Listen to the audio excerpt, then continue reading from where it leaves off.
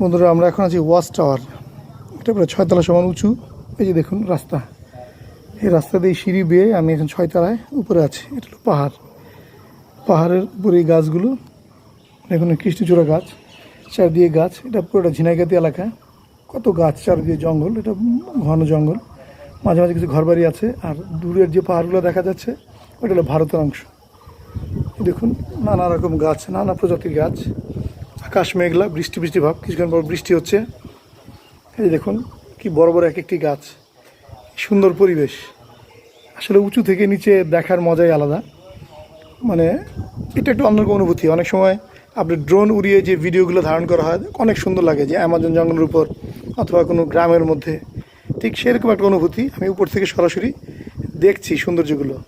এবার কৃষ্ণচূড়া সৌন্দর্য দেখেন, গাছে ফুল ভরা, কি লাল টকটকে জায়গা জায়গা, মনে হচ্ছে যে চারিদিকে বনের মধ্যে লাল কোনো ফুল বা শাড়ি পরা কেউ বসে আছে, দাঁড়িয়ে আছে, এরকম দেখুন তার সৌন্দর্য। এদিকে কিছু সমতল ভূমি, আর এই পিছনের জঙ্গলের পাশেই ভারতের অংশ, ভারত।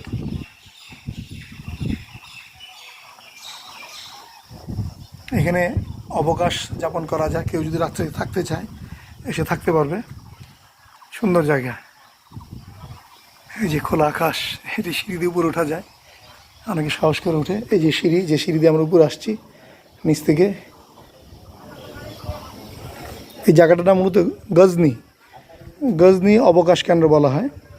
এটা মূলত ঝিনাইগাতিতে পড়ছে। আমরা নালিতে বাড়ি হয়ে ঝিনাইগাতি হয়ে আমরা এখানে এসেছি এবং ঘুরে ঘুরে দেখছি। এই যে গাছগুলো যেগুলো দেখছেন এগুলো পাহাড়ের উপরে, প্রথমে সমতল ভূমি, তারপরে পাহাড়, পাহাড়ের উপরে এই ওয়াচ টাওয়ার, এই চারদিক ঘুরে ঘুরে দেখার জন্য। ওদিকে বন্য হাতি থাকে, যার কারণে ওদিকে যাওয়া নিষেধ।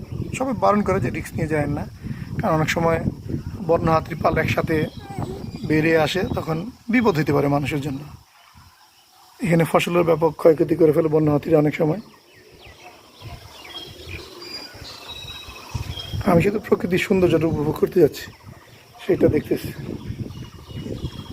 ধন্যবাদ বন্ধুরা।